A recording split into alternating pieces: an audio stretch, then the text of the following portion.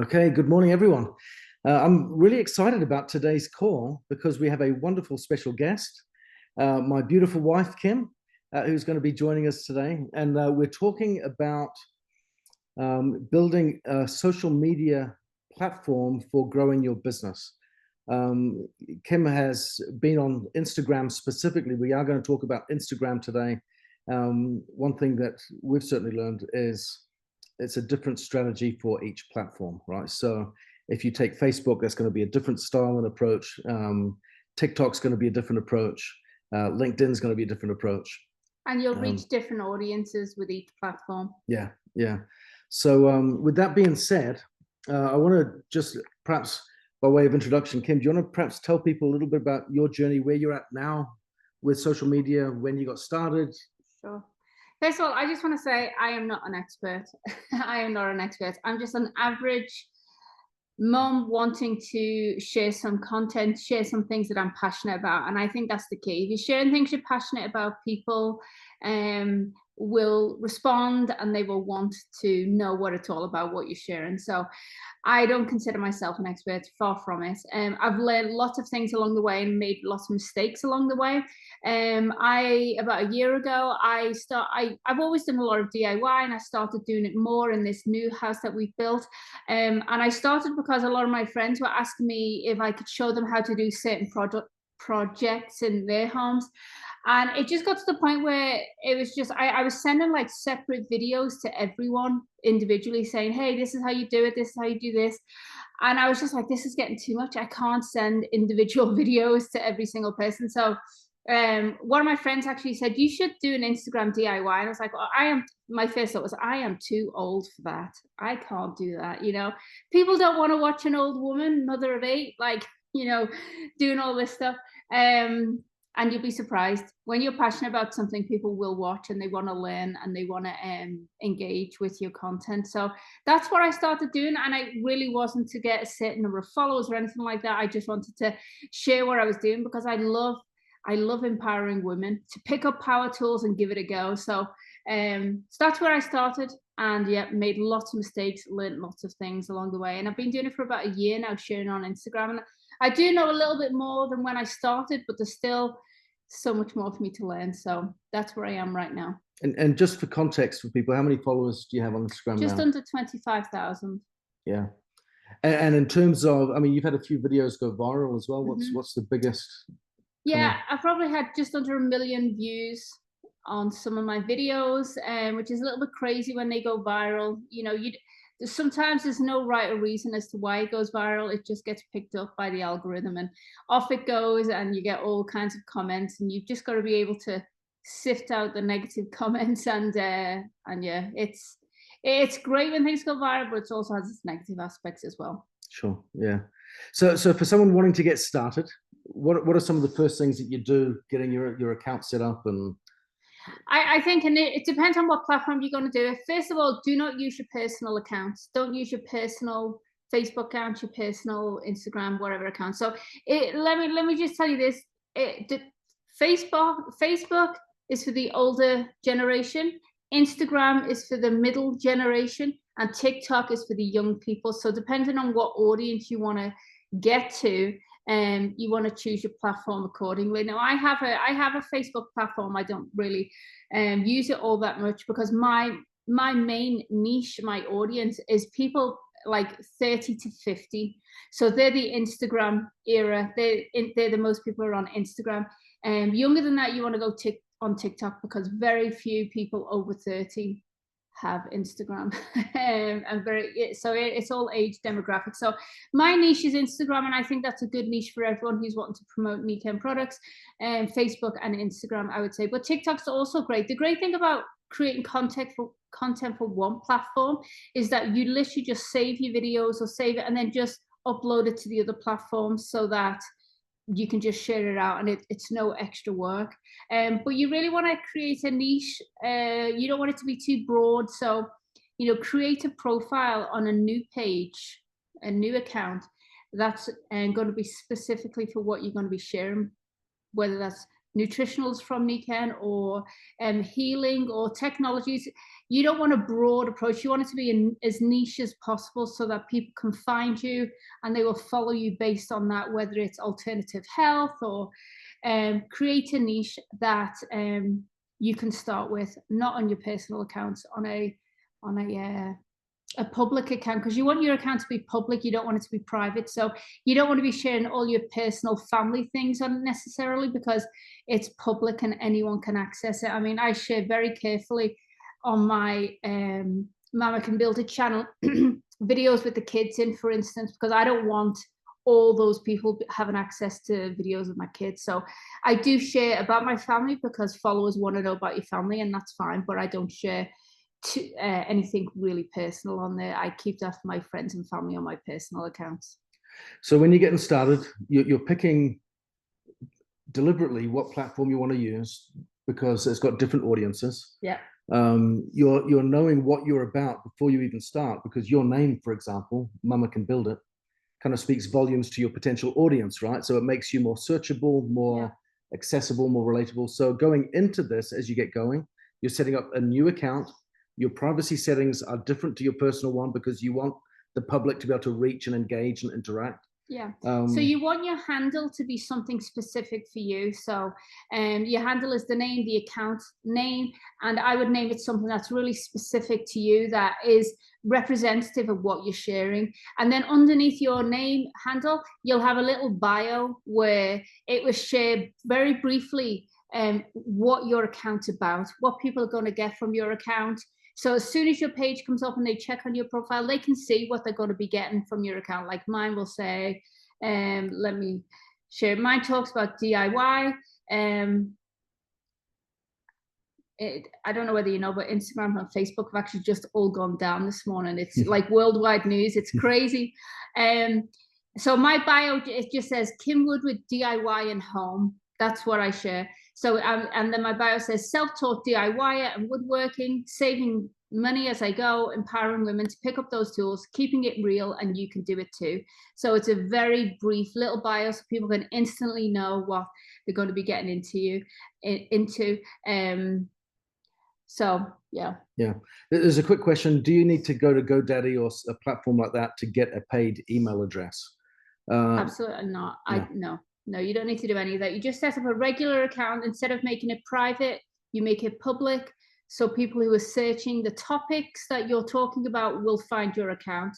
And Instagram, Facebook, and TikTok will all share relevant accounts to people who are searching, depending on their search. And we can talk about hashtags and things like that at maybe another point, because I think it's probably too soon.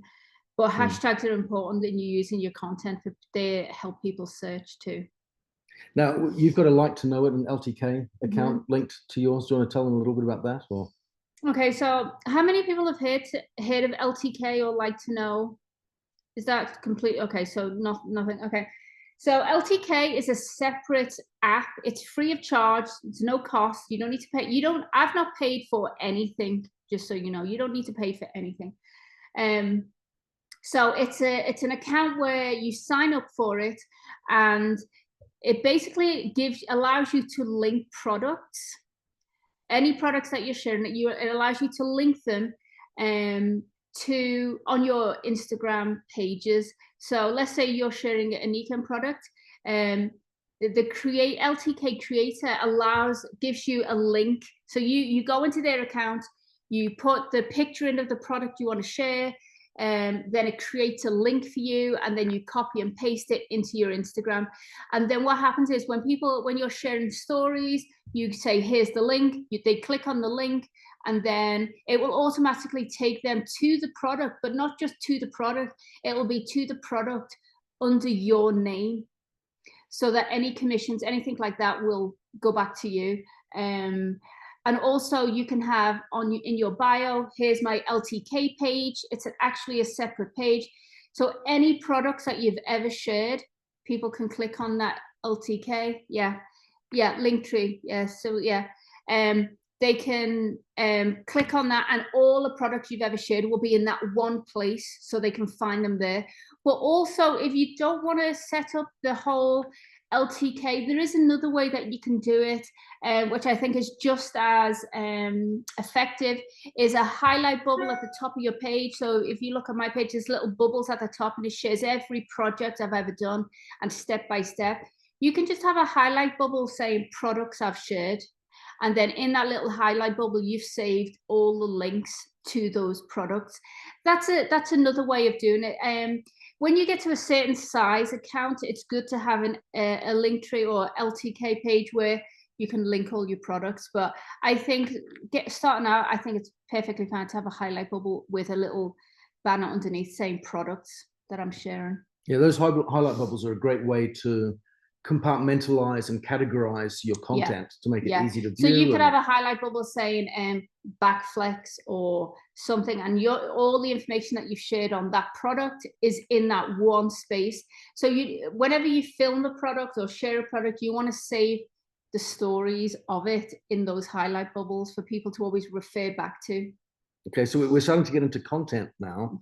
You've got your account set up, you've got your purpose, you know your target audience, and it's really important to get very clear, and like Kim said, niche down as much as possible so that people will relate and your content will be relevant, you know who you're talking to, and so on. And I've certainly found that it's really, I mean, you've targeted an audience that is just like you. Yeah, it's women that are roughly your age, that are mums, that want to have an interest in DIY. So you know, if you're wondering who to target, you know, I would recommend it's people just like you. Yeah, and kind of niche in that way. We've spent a lot of conversations in the past, Cindy, Ken, talking about attracting the younger audience. I think we start where we stand and we target people just like us. Okay, so that's a good way to start. And make it, you know, make your content funny. Like, make it so that people want to watch it. Make it humorous. Make it fun. Make it, you know, anything that catches people's attention. I mean, you've got like the first few seconds of a video to catch people's attention. So make it memorable really fast so that people want to keep watching. Let's see, how long is a video length is best. I think that depends on what you're sharing. If you're sharing it like there's lots of different ways to go about this. For instance, like, I don't know many people would know. I share the backflex because that's one of our favorite products. We use that all the time. Like, I don't know how many people would know what a backflex is. So a funny video might just be a comment if you want to get people's attention, like a video of the backflex kind of just stuck down the back of your pants and just a quick clip and go, and maybe just show the video of maybe, I don't know, your spouse wearing or something with it and go, what the heck is this? And that's it. And then people will go, what is that? You know, so sometimes you can do really short clips and just get people's attention really quickly, and then they will interact. They'll want to know. They'll be like, yeah, what is that? And why is it stuck down the back of your pants? You know, something like that. And it's kind of funny. It gets their attention. It gets their engagement. And then you can say, well, actually, this is what it's for.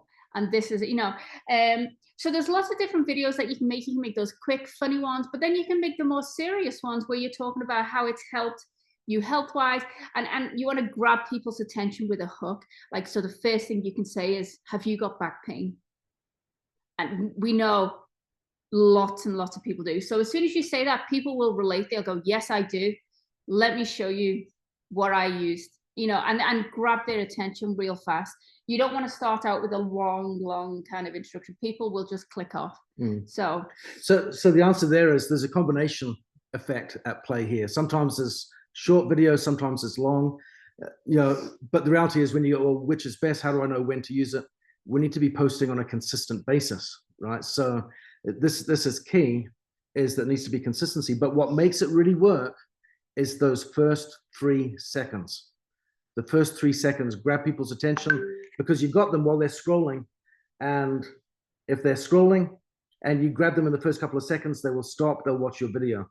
And if they do that, the algorithm will work to your advantage and it will show it more to more people. The more people stay on your video, the more the algorithm will push it out to more people because they go, oh, people are liking this video, let's share it more. And that's what the algorithm does. And different things are good for different reasons. So on Instagram, for instance, you have reels, which are the videos. You have posts, which are just the still pictures, but you can share in a message. And then there's stories, which stories are just the everyday things that we're doing in life. So, and people want different things. So, like, I produce reels of my completed projects. So I'll show before and after, and they're in reels. So they're in a video that people can see the whole process. But every day I'm sharing a story, which a story is something that's deleted after 24 hours automatically. It just goes off. So every day I'm sharing a story of the process and the project that I'm at. So I'm like, today I'm doing this and I'm doing that. And you can see how many people are looking at your stories. You can see how many people are looking at your videos. You need a combination of all three, of reels, stories, and posts as well. We've got a couple of good points here. Would adding the videos be helpful? They could be. I think so. I think so. I think you want to make it personable too. So it's about you. But Yeah. I think yeah, that's what Sherry's saying there. Yeah. Sherry raises a good point. If I'm scrolling and I can tell someone is selling something, before there is any value hook, I'm gone immediately. Yeah, and I do that. I do that too. I mean, we all do, don't we? Go, I don't want to be sold to. So you want to grab them with something else. But yeah, personal videos. When you're sharing about you, people will actually follow you because they like you. People very rarely follow you because of a product that you're promoting.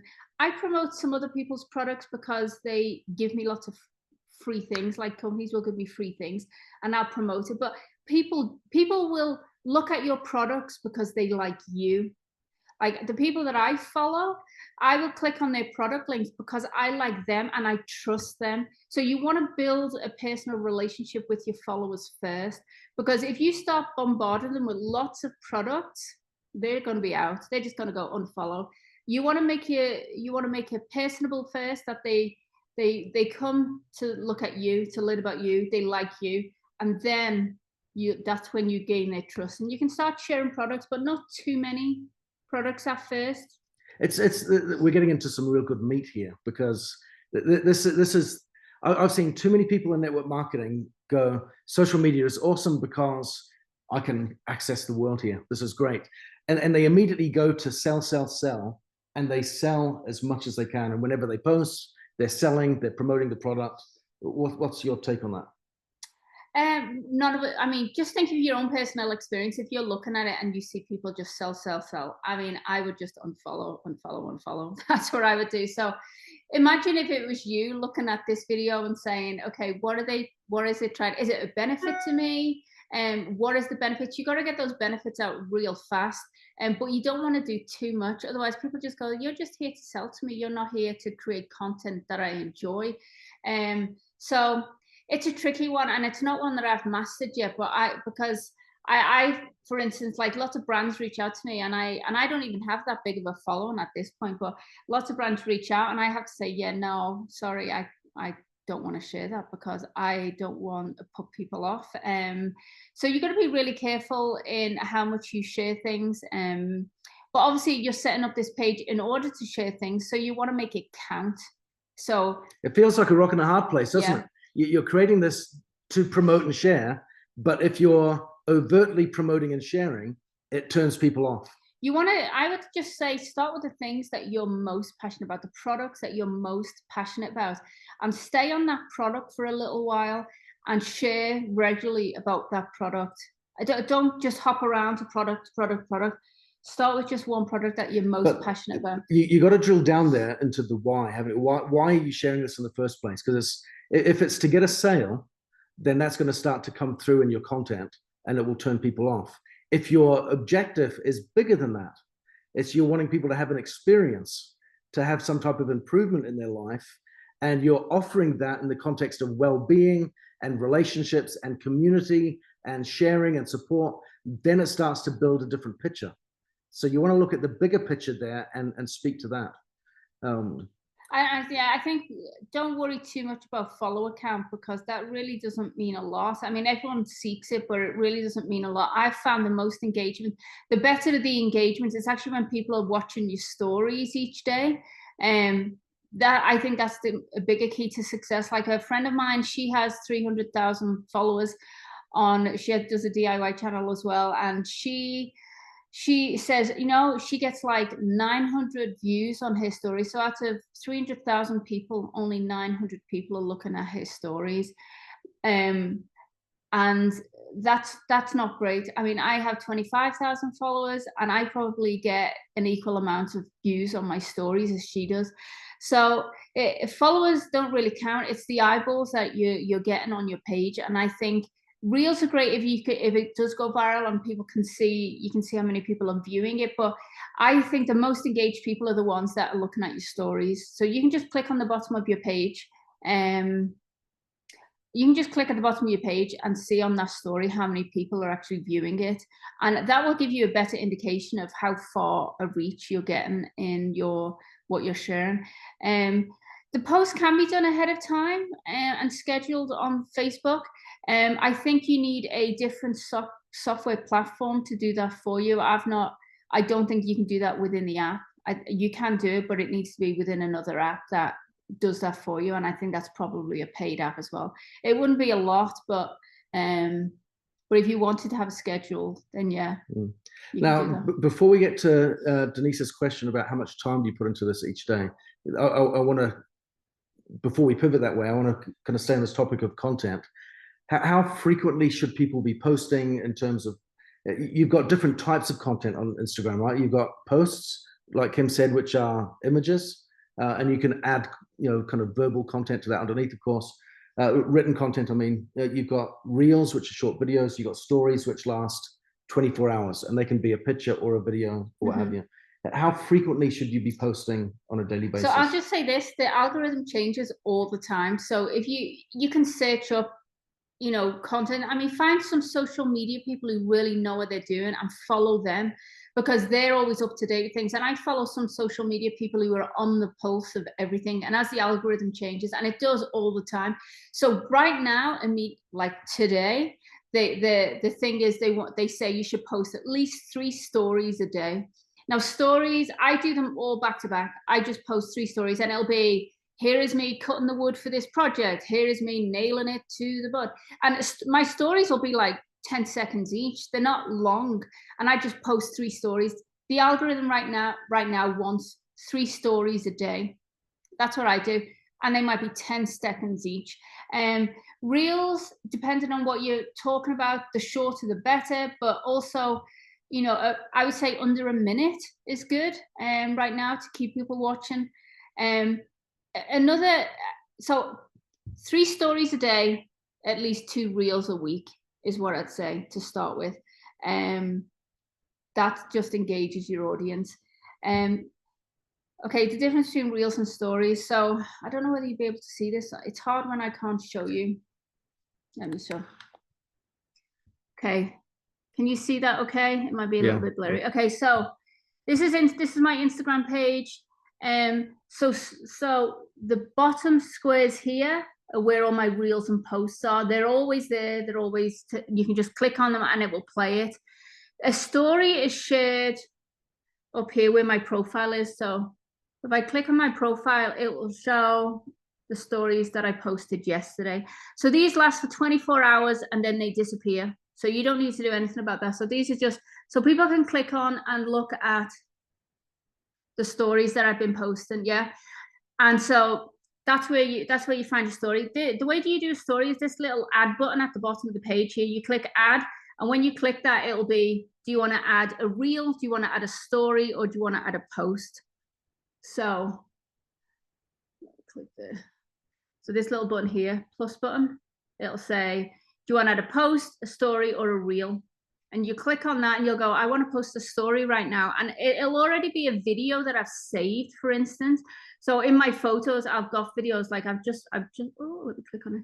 I've just been filming some videos of how to do an asymmetrical wall. So I'll just click on that video and I'll upload it as a story, which goes into the little highlight here, where when people are scrolling my page, it will just come up. So it'll come up here. So that's where the stories are. These are all people's stories up here. And then these are the reels that people have posted. When you scroll down, that's the reels and posts. And to your earlier question, stories are up there. Video content is where what a reel is. A reel is a video. It's a short clip. This is a reel. Can you see this? This is one of our friends. She lives across the street. She's a fitness influencer. And it'll be, so you see how short that was? Where it's all of 15 seconds. And she's great at it. Look, great hook, a good mum sacrifices she's got on the top of the reel. So you know straight away what the reel is about. She's sharing how she exercises with kids. So, and that's it. So that's just all the reel is, and it replays over and over. So she's, and that's another thing. If you follow other people who do a similar thing, look at what they're doing and how successful they're being. Because that's how I learned. I just watched other people, how they were doing it. And, you know, because on your reels and on your stories, you can put words, you know, you can put captions and things like that to grab people. So it's not just what you're saying. You can also have like a hook grabber on the top where it says, do you have back pain? And then people instantly know. Or maybe something other than pain, of course. Okay, or something else. Well, you know I don't know. Yeah. Do you know what I mean? Or, you know, do you struggle to do this, do that? And so it gets people's attention real fast. And I think that's probably a different call that we could do to go into the details of all of those kind of things. Content. So and of course, it'll take, when you're getting started, it'll take a little bit of time figuring out how to create a video, right? But before you know it, you'll be up in no time, and it'll be fluid. And you know, Kim makes videos very quickly nowadays.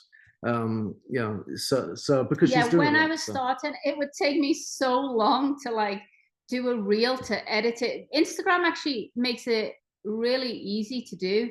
That you can do it all on your phone or within the app. There's nothing else. I do it all on my phone. I don't have a separate camera, anything. I do it all on my phone.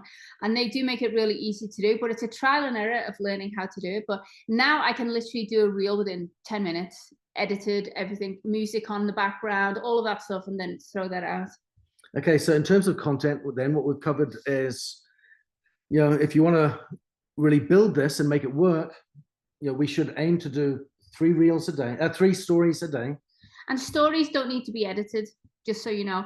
Stories are everyday life. They are literally a story. They're a little view into your life. So today I am going to, I don't know, it's a birthday and I'm going to my friend's birthday party. And stories are very just little snippet of your day. It keeps people engaged in your life. So they don't need to be edited. They're just real life.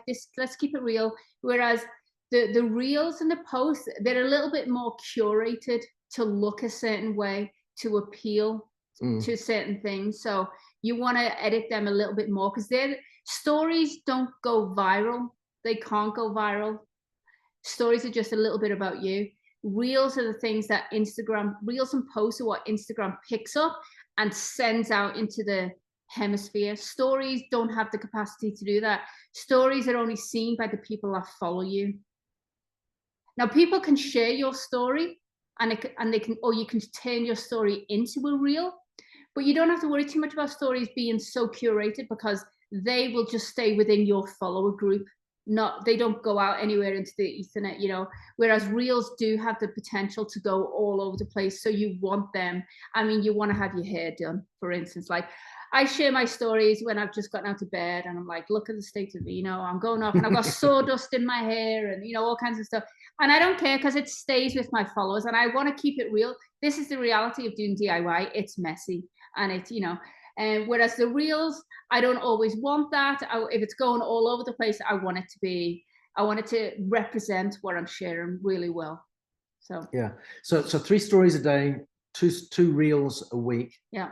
Helps us. And again, what we talked about before in terms of reels, you want to have a powerful hook within those first few seconds to grab people's attention, to make them stop and want to look.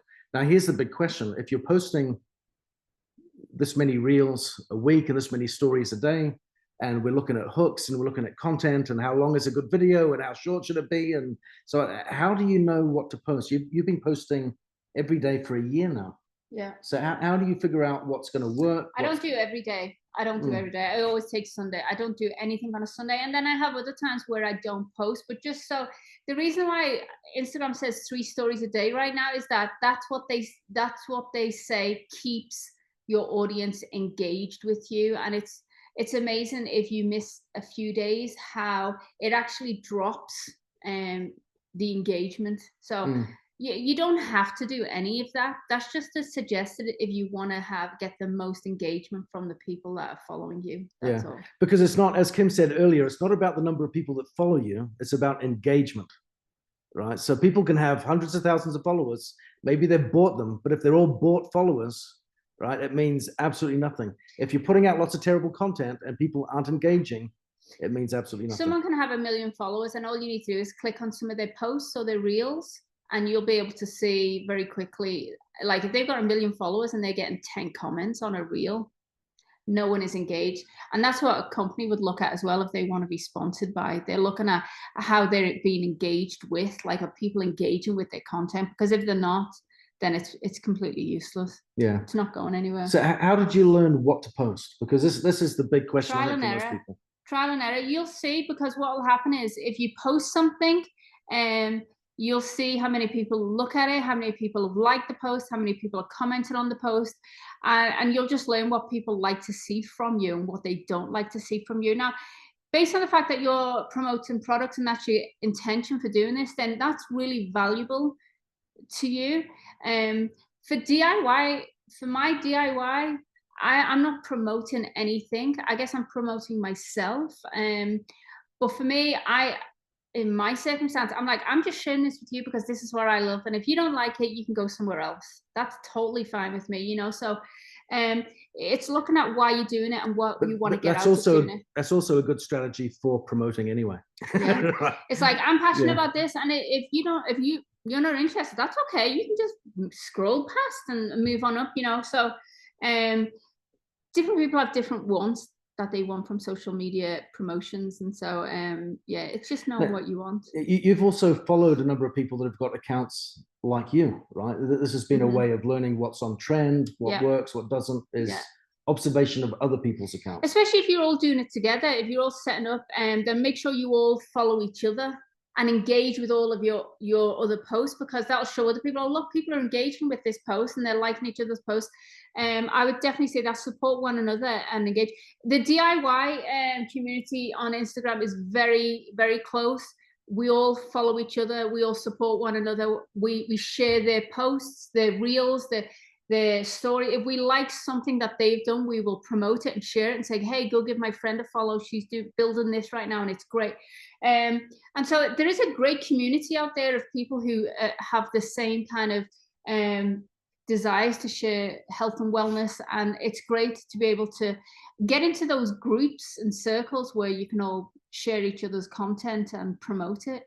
So again, going right back to the beginning, when you're just getting started and finding your niche, you want to be able to see who else is in that space that you can learn from and learn through observation, right? So yeah, I think every social media platform, Sherry, has a community violation jail, and where they take down a video. But I think I don't know a lot about that, but I think it's probably because if someone has complained, or if it's used something that they think is not true, or TikTok's a little harsher when it comes to network marketing as well. It's a Chinese-owned platform.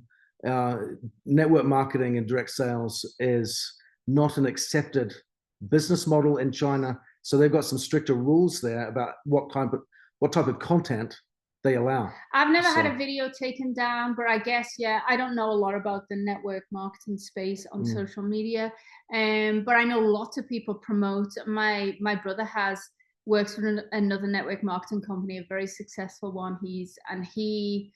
He has lots of people in his organization that share like crazy and have millions of followers on those platforms as well. And that's where they do all of their businesses, on TikTok, and very successfully.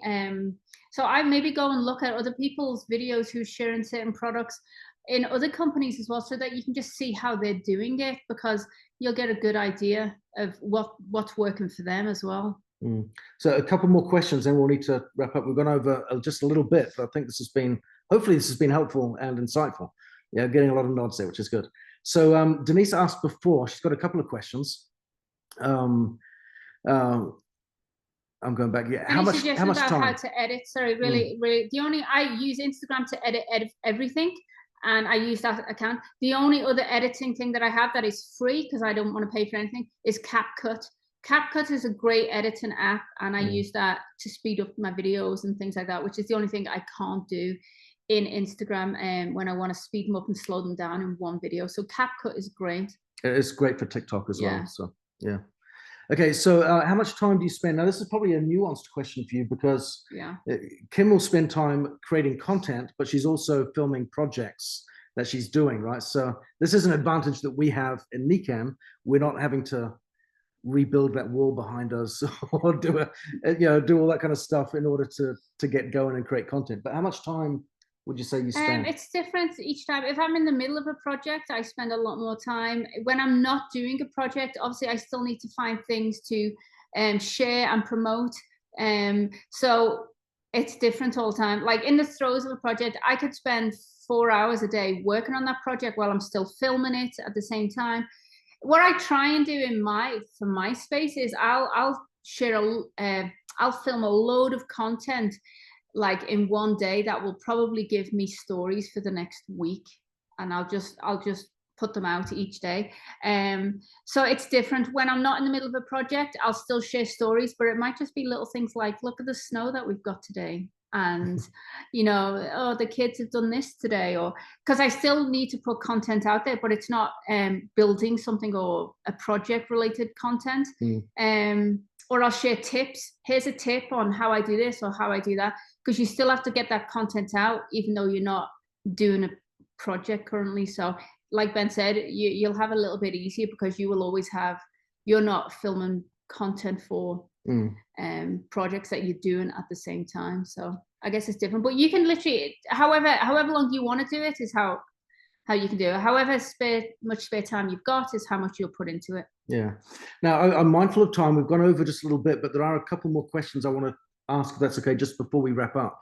There's something that I refer to in social media as vanity metrics, which are all the things that people will look to, which give them a false sense of achievement, which are actually distractions.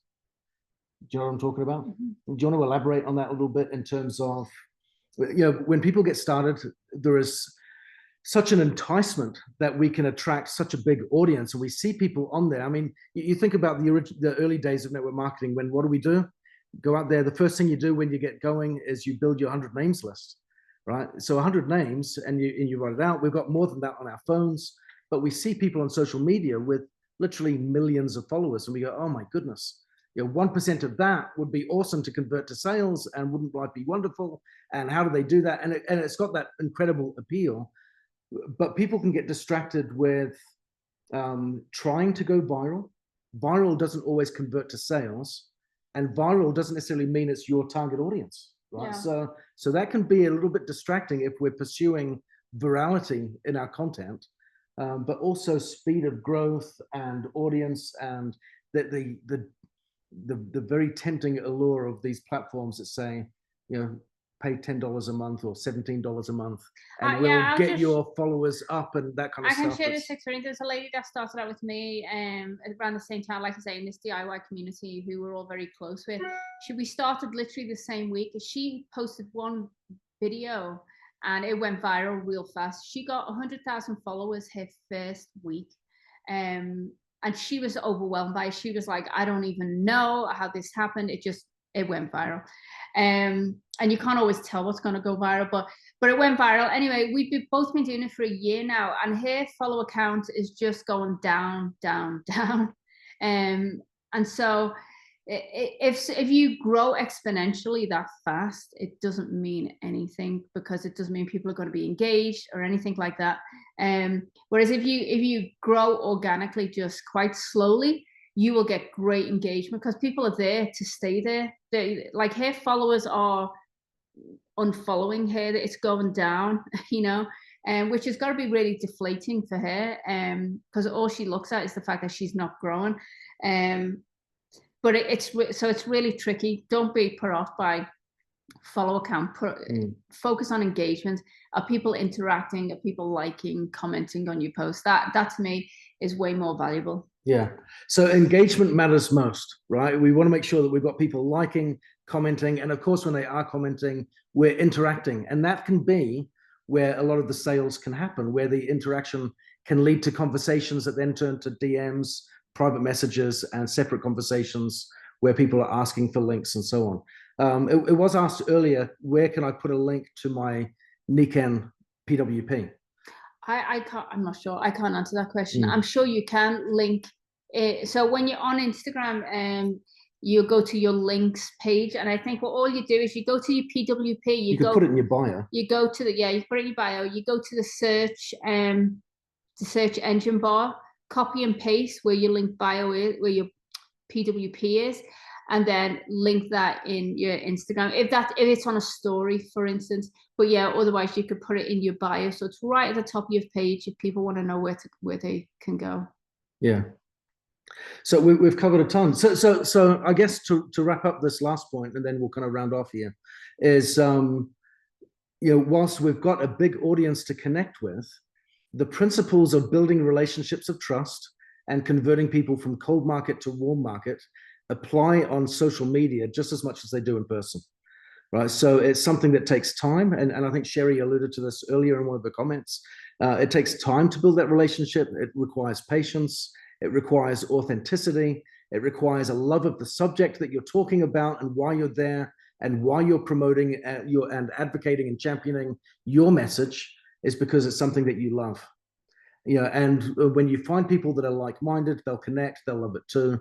And it becomes very conversational and very organic and natural. And then when you're in that space, you'll find it very fluid and comfortable to be able to create content on a consistent basis. So any final thoughts, any last tips before we take off? If you love what you're doing, people will see that. And don't be afraid to make mistakes. People are so afraid to make mistakes, but everyone makes mistakes, lots of mistakes. I can't tell you how many mistakes I've made, not just on social media, learning how to do it and how not to do it, but also just in general, when I'm building something, I make so many mistakes, and that's okay. People want to see the realness of it. And, so just give it a go, throw yourself in and learn as you go. And I think that's what most people do. Most people our age bracket do. Young people seem to just know exactly how to do it because they've been raised on it. So, it's a process. And this would be my last thought as we wrap up is, if you want to learn how to do that, if you want to enter this space and get a big following of potential customers and potential prospects and business partners on Instagram, or for that matter, Facebook, or for that matter, TikTok or LinkedIn, whichever platform you choose. If you're sat there going, I'd like that, but I don't know really where to start. This has maybe inspired me to get going, but there's just so much, it's overwhelming. We learn from doing, okay? That would be my big takeaway for today is you will do, as you do, the questions will arise and you find out the answers. Kim has figured out, she's not paid for any courses. She's not hired a mentor or a coach. She's figured it all out herself, and she's done it by doing and doing it consistently. So that would be my invitation is give it a go, trial and error, make mistakes, keep at it. And like I said, fall in love with it. And you'll have a great experience. So thank you all very much. We've got a little bit over time today, but I think this has been, hopefully I'm getting great feedback here that it's been really helpful. So if you want more on this subject, of course, let us know, because this is a big subject to delve into and to master, right? But master it we must, because this is really a space where the world is evolving into, right? So we need to learn how to master this and get to grips with it sooner or later, or we'll become irrelevant, and we don't want that. So thank you all very much. Grateful to have you all on, and thanks for all the questions and all the wonderful feedback. And we'll speak to you soon. Take care, everyone. Awesome call, Kim and Ben. Thank you. Thanks. Dynamic.